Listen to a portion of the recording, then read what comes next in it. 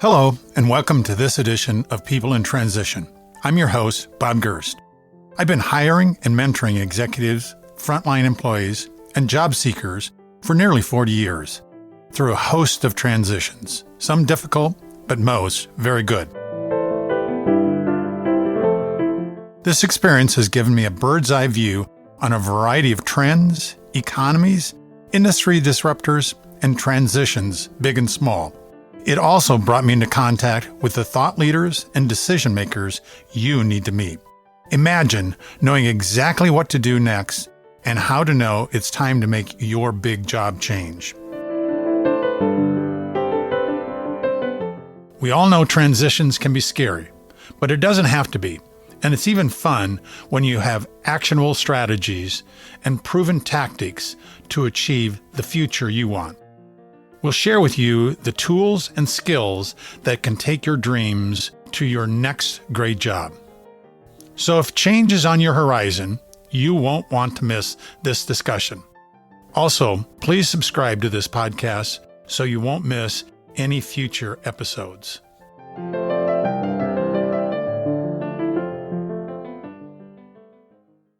Emily Wong, I am so pleased and excited about our conversation today. Ever since we first met on LinkedIn, I've been looking forward to this discussion. Thanks for being with us. Thanks so much for having me, Bob. I've been looking forward to this for a while, too, because it's been a couple of months. So very excited to talk about this topic. Emily, if we could, let's go back to when you were a young child. What was it that you wanted to be when you grew up? Believe it or not, Bob, I wanted to be a writer. And the reason is that I came from a big family of readers. I loved reading. I loved my English classes. I loved English Lit. I loved American Lit. I even loved grammar classes, if you can believe that. And it took me a kind of a winding way to get here, but I'm exactly where I need to be. My follow-up question to that, what were the transition moments that you took throughout your life from that picture of yourself as a young child, as a writer, to where you are at today? Okay, so I graduated from high school. I went to college and I studied Spanish and international relations. And even with Spanish, I loved the grammatical part of that. And I lived abroad during my junior year. And then after I graduated, I worked in a bank for a couple of years. And then I went to graduate school where I studied international management and Japanese, and then ended up going to Japan to study. And then I had a couple of jobs there, including as an English teacher and also in sales. I came back to the States and ended up in the Pacific Northwest. I worked for a couple of companies, consumer product companies. In the second company where I worked, I started in the Latin America department, which was kind of a mini business in itself, where I learned operations and marketing and sales. And then I transitioned to US sales. And then when my children were in elementary school, I was feeling a little jealous. I wanted to be home with my kids. So I left the corporate world. And then in a couple of years, I was kind of getting the itch again and wanted to be out in the game. And I was helping an acquaintance with his recruiting service. And I was looking at the candidates' resumes and, I had this urge to correct the resumes. And it was all I could do was not say anything. It really wasn't my place. So eventually I asked one of the candidates if she'd like to hire me to work on her resume because I saw opportunities for making changes, and she hired me. And then I ended up getting training. I knew there was a lot more to resume writing than just editing. And I took a really wonderful program through the Resume Writing Academy, which is really the top line. I will say, I will plug that for them. And then I ended up contributing to their books. And it's just been a really wonderful career helping people tell their stories. What I want to try to do here at the beginning is to tap into your skills and knowledge about resumes. Let's ask that first age-old question, Emily. How long should your resume be? Oh, that's a great question. Okay, it can be a 1 page. It could be 3 pages. It could be more than that, but it really depends on what your area is. So I work with people in finance, technology, marketing and sales. That's generally where I work with people. So 2-page resumes are fine. If it's technology and there are a lot of specific projects you work on, you can put those on an addendum. But generally speaking, even if you're an executive with a lot of experience, you don't need more than 2 pages. And there's also a myth out there that it should only be 1 page. I think that goes back to when we're graduating from college and we don't have that much experience. And that's absolutely true. You're graduating from college, you can fit your resume on 1 page. But after that, if you've been in the business world for 5 years, you're absolutely fine going to 2 pages. I often hear use your resume real estate wisely. Oh, that's good. What does that mean? I love that. That's something I say a lot too. Well, there's a tendency going back a decade or so ago, people used their resume as more of this is what I'm looking for. This is my objective. And then they were also, as my friend Marie Zimenoff says, it shouldn't be an obituary of your career. And what she means is it needs to be very focused. And that's how I write resumes. You really need to be focused on the reader. Another one of my friends, Ann Janser, is a writer, and she's written multiple books on writing, and she's not in the resume space, but she came up with this term servant authorship, which is kind of a play on servant leadership. And what she means is you're writing for the reader. Everything that you write in your blog or in your email or whatever it is you're writing should be serving that person. And it's the same when you're writing your resume or your LinkedIn profile. You are writing for that reader. You don't want to have anything that's bloated, any unnecessary words you shouldn't have in that resume. So think about that person. And I know, Bob, you come from HR and you've had to look at a lot of resumes. And when you're writing your resume, the first thing that person should see is who you are. So you should have a headline at the top of who you are. You could be vice president of engineering. You could be global digital entertainment leader. Whatever that is, it needs to be crystal clear. And it's interesting because I do see a lot of resumes come to me to get work done on them, and they don't have that title. So if I first look at that resume, I don't know who this person is. I would have to go down to the experience section. So you want the name of that person, how to contact them, and then just below that, a big, bold title. And then underneath that, something that's replaced the old objective statement. So the objective statement originally, it was very vague and it was very self-serving. So it might say objective, a career where I can grow. Sometimes they were more substantial than that, but it really does sound self-serving. And even when people would understand that now they need to be writing to the reader, if they use the objective statement, there's a lot of baggage with that statement where recruiters will say, oh, geez, what's this person going to want for themselves? So don't even use the objective statement. In fact, you don't even need to use a headline that says summary, the different sections, there's experience, there's education. You don't need to say summary because that's self-evident. So that's another line that you have, and you can use that space, that real estate, for maybe a couple of lines of who you are, why you're special, what your special sauce is, and then maybe 3 to 4 bullets of either your value proposition of how you stand out, if you're a turnaround expert, if you're somebody who is recognized in your industry. Maybe it's that, or maybe it's some key points. Maybe you turned around 3 companies. Maybe you led your company through 3 mergers and acquisitions. Maybe you've led multiple global teams. So that's what you want to capture, your biggest selling points, because it is a marketing document. So you have that section up there. Another thing that I want to mention is that I think a lot of people don't realize is that we were taught that you needed that 1-inch white margin around your document, and you don't need to do that. In fact, what happens is that when you have all that space around the document, your content gets all jammed together and it's harder to read. So what you want to do is you could go down to 0.6 on that white space around, which means it opens up more breathing room between bullets. It's so much easier to read when you have that space between sections, between bullets. And if you think about it, if a recruiter gets your resume formatted nicely, you're succinct, You start with your achievements in each bullet. There's another resume that's not pleasing on the eyes, but that person might have the same skill set. Who do you think the recruiter is going to think highly of? Even if the recruiter doesn't realize they're favoring this person with a nicer resume, they probably are. So when you said you should focus in on the reader, what that's really saying is that when you do your resume, that you should think like an employer. Yes. To make certain that you are using the words, using the information that employer can relate to. Is that correct? Absolutely, Bob. That's spot on.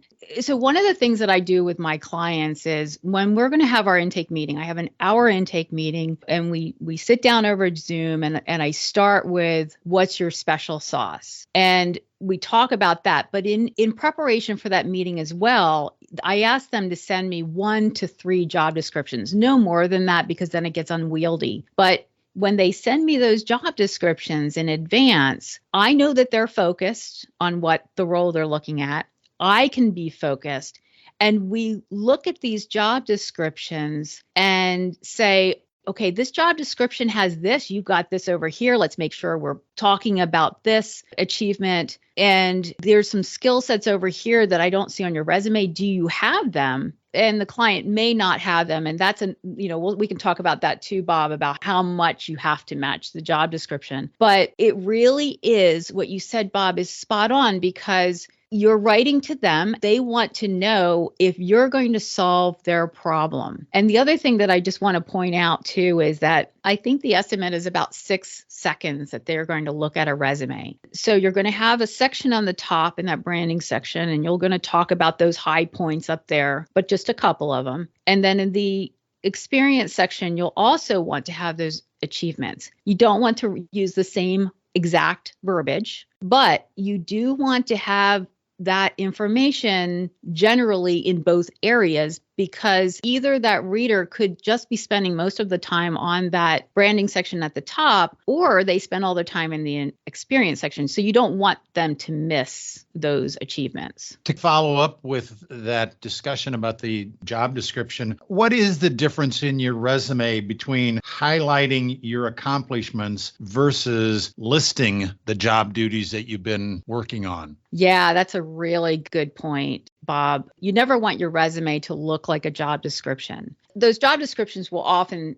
have responsibilities. They'll say responsibilities. You do not need that word in your resume at all. But if they say one of your responsibilities is to lead a global team, in your resume, in your experience section under your latest job, for example, say led team of 150 across 2 continents. That's part of your scope. That's not an achievement, but it's part of that scope that the responsibilities are also scope, but that's more of the job description side of that. But they will say, if a job description asks, they do want you to have experience in mergers and acquisitions, for example, then you want to make sure you're giving an example of how you integrated a new system with your legacy system. If you're, for example, an engineer, you want to be able to say that because that speaks to what they're talking about. Emily, I've been hearing a lot about keywords in resumes and how applicant tracking systems look for those.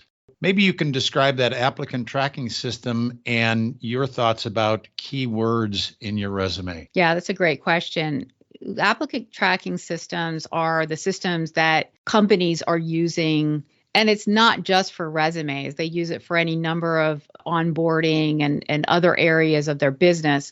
But the applicant tracking system has gotten that reputation. Some people know it as ATS. It's like that robot who doesn't let you in the door, or it automatically cancels you out or doesn't let you get seen by a human. And the thing about applicant tracking systems are they do generally a pretty good job of screening for those keywords. So you do want to have those keywords in there. And generally you could put maybe 9 keywords. And I recommend that when you're applying to different roles, I definitely don't recommend that you create a new resume for every single job to which you apply. That's overwhelming. But You have a section under your branding section, you'll have maybe a list of keywords. And you can separate them with a vertical line or a little symbol. You can get 9 words on 2 lines of your resume. And this goes back to the real estate question where people used to use columns and they'd separate them with a lot of white space. You don't need to do that. But those skills, they are helpful to the ATS and the human. When you write your resume, you're ultimately writing for a human. And that's why I talked about the fact that you do want to use your real estate wisely. You want to make it really easy to read, really easy on the eyes. But you do also have to have those keywords in there. So talk about those keywords in a way that's organic. If you talk about M&A, for example, if they're asking you to have M&A experience or they're asking you to have Python experience, you can have a section that's technical skills, and then you can have another section that's soft skills. But just remember also, you don't have to have every single skill or requirement that's in your job description does not have to be in your resume. For the most part, you want to match it, and organically that's going to happen if you're targeting a role, which is a fit, which you should be doing anyway. So just remember, put those in organically. Even I've heard of college students thinking they can scam the system by putting all those keywords in white ink. That doesn't work. And I think people get onto that. People find out, and you're not going to get an opportunity to interview if they find that out. But yes, keywords are important. You mentioned the margins on the resume page. Are there other tips, techniques that you would suggest to help make the resume visually appealing? Yes, I'll share at the end my website, Bob, but people can also go and see some of my samples and get some ideas there. What I see coming in across my desk are two. One extreme is there's no formatting and it's not easy to read. On the other side, it might be very pretty, but it's almost like an infographic and it's just heavy on graphics. And a lot of those graphics don't get read by the applicant tracking system. So I can tell you what does get read. Any font from Microsoft gets read. I wouldn't use Times New Roman because for some reason, everybody thinks that's kind of a dated font. But for all of the other fonts, I think work well. I recommend to use maybe 2 different kinds of fonts, maybe one font style that you use for all of your section headings, and then you use another font for the rest of the body. You don't want to go overboard by using a lot of different fonts. The other thing that works well is color. A little shading. Blue is a good color to use, like a navy blue. Black is fine too, and with white letters is fine. All of that will show up in the applicant tracking system. And you can also use tables. So the content in a table. So if you wanted to organize some information in a way that shows almost like it looks like a text box, but it's not. It's a table. So that gets read.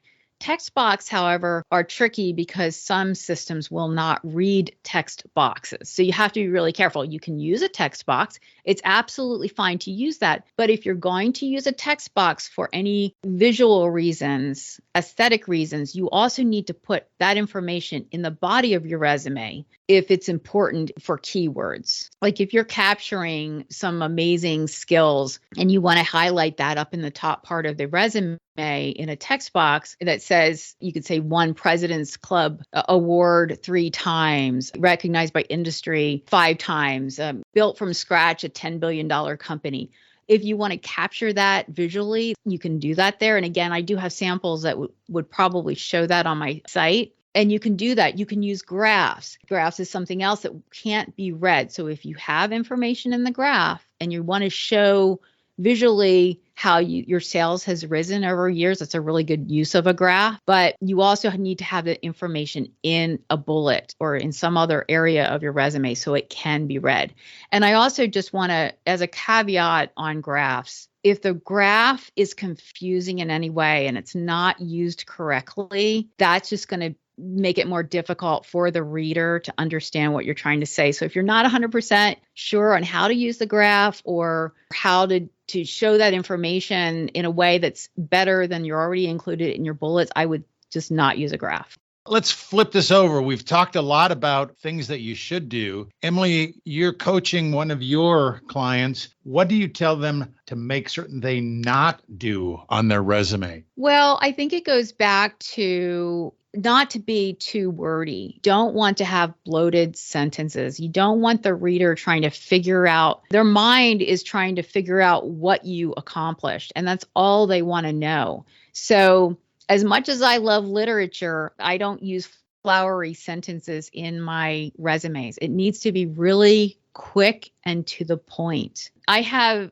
a really good example of where there was a lot of just jargon in it and the sentence didn't make any sense. So I can read that to you. So the original sentence said, maximized workable solutions and performance for key market goals. I couldn't understand it. And then what I found out is that he fueled 4 times revenue growth and tripled active subscriptions by expanding to 3 new platforms. There are 3 numbers in there. There's the 4 times revenue growth, there's the tripling of the active subscriber base, and then the 3 new platforms. So it's really, really important to just get to the facts. And also, not when you're writing, it's best to have right at the beginning of a bullet the achievement. And I think you've heard of the car stories, Bob, like car, and you want to have that challenge, action, result, but the result should really come at the beginning of the sentence because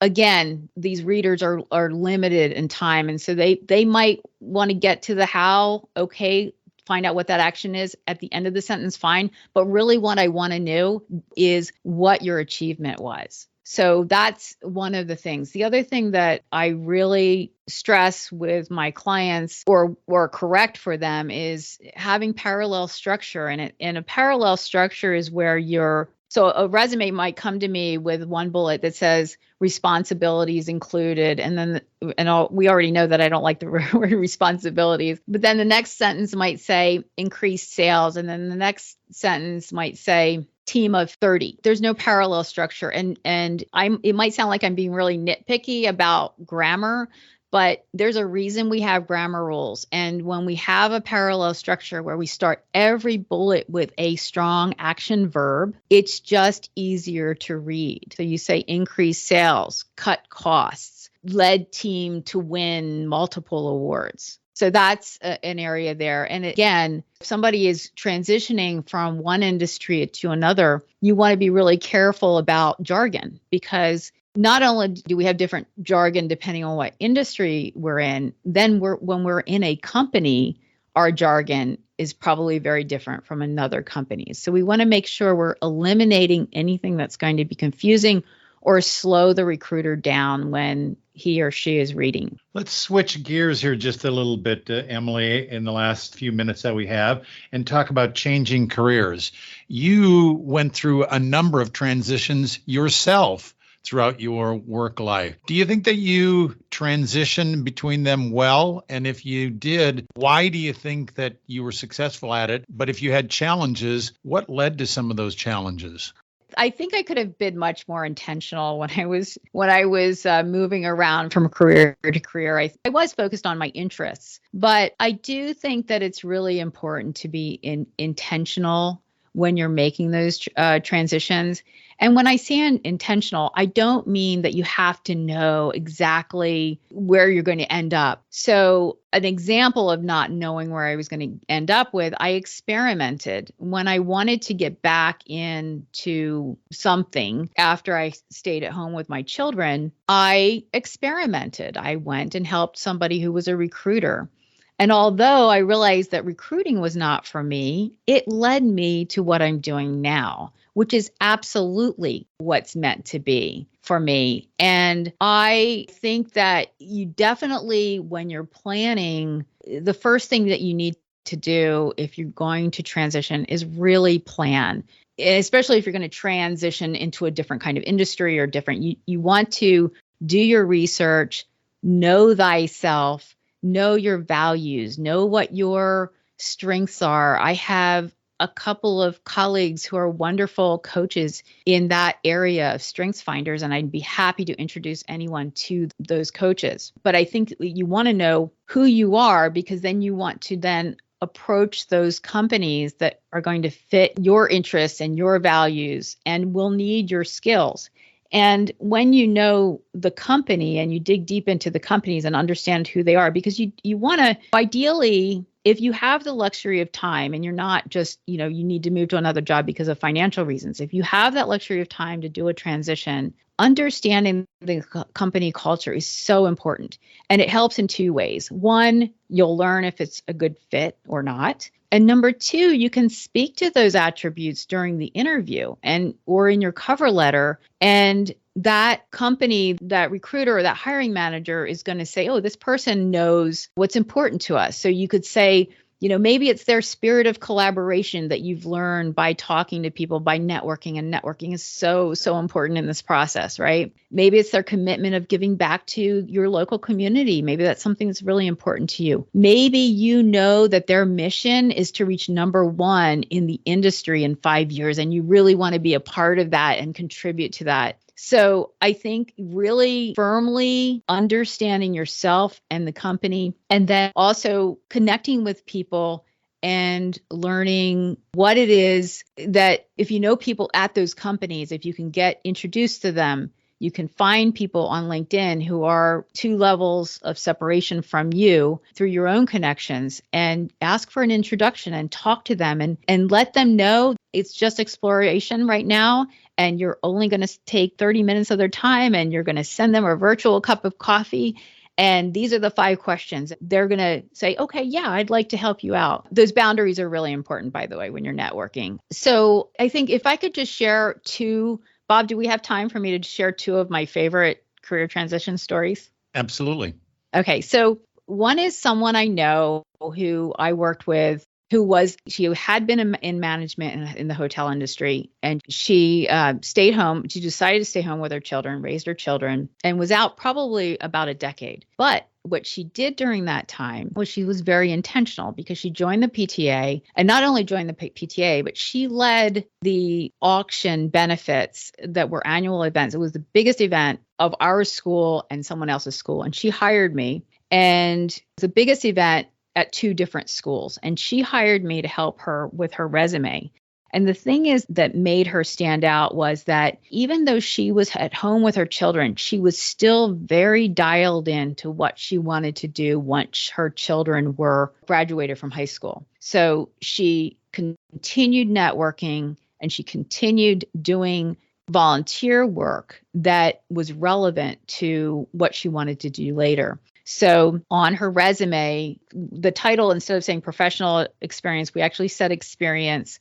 And we included that volunteer work under experience. So that period of time, there was no gap there, because she was actually contributing in a major way, making a lot of money for the school. And then she transitioned to a part-time job at a local winery, and then eventually went back in management and quickly got promoted to a director role. The other one is that the story that I love is Adam Korn, who has been on my podcast a couple of times, and he wouldn't mind me sharing this because he's very transparent about this, but he was working for the federal government. He was training people in defense abroad, and he came back to the US, and he wanted to get into the private sector, and he started working at companies in Silicon Valley, big name companies, and a series of companies. And he worked his way up, building their security training programs, and eventually now is leading not only security programs, but also the entire learning and development programs. And one of the things he shared recently on my program was that the important thing is, when we live in this kind of environment where we never know what's going to be happening next week, we want to be able to have more than one skill. And his skill was not just the focusing on security, which is, we don't know what's going to be happening with that. Obviously, there's still going to be a need for cybersecurity, but brick and mortar might dwindle, right? So he wanted to guarantee his continued employment. So he moved over to expand into that learning and development. So I think that intentionality is just something I really wanted to highlight. Emily, are there any books or other resources that you would recommend to someone who may be going through their own transition? I would. So first I'll share a couple of books that I've read and I really enjoyed and found very helpful. One is Pivot by Jenny Blake that came out before COVID, but it's still really relevant. And the other is Switchers by Dr. Dawn Graham. But they're both for people who are thinking about transition. And also I am happy to help anyone who's going through transition with your resume, your LinkedIn profile, your cover letters, whatever it is that you need. I'm happy to talk to you. If you need coaching, I have some wonderful coaching colleagues in my network that I can introduce you to. And I'm always happy to connect on LinkedIn. My LinkedIn address is Emily SF, as in San Francisco, Wong, WONG. Please connect with me, but please also just do use an introduction note. Please say, oh, I heard you on Bob's podcast, and I will accept, and I will be very happy to connect with you. You can also schedule a call with me. I do have free calls available on my website. It's wordsofdistinction.net. There is a tab specific to scheduling. So please go there and we can chat.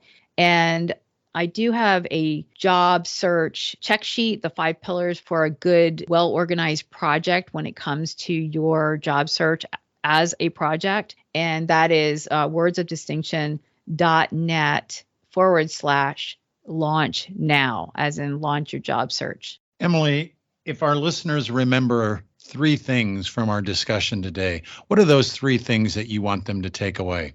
I would say know yourself. I would say know where you want to go and learn how to get there. And those apply whether you're in an interview and you want to come across as authentic, whether or not you're writing your resume and you want to make sure you're connecting with the reader. And part about learning how to get there is really important because you want to know your destination, but you also want to know what those steps are to get there. Emily Wong, as I said at the beginning, I knew that this was going to be an exciting and information-packed discussion today, and it was. I want to thank you for sharing so much, whether it was about resumes or changing careers. Thanks for all the information today. Thanks so much for having me, Bob. It was such a pleasure.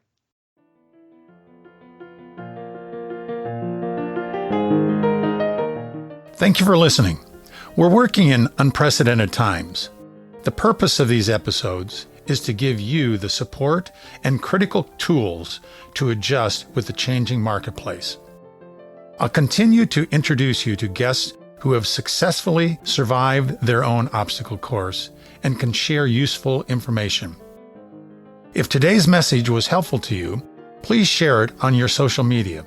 Your review and rating helps get this to more people. Also, if you have questions or podcast ideas for future conversations, reach out to me on LinkedIn. Change is constant. The more prepared you are for it, the better and easier the change will occur. Thank you again. This is your host, Bob Gerst. See you at our next episode.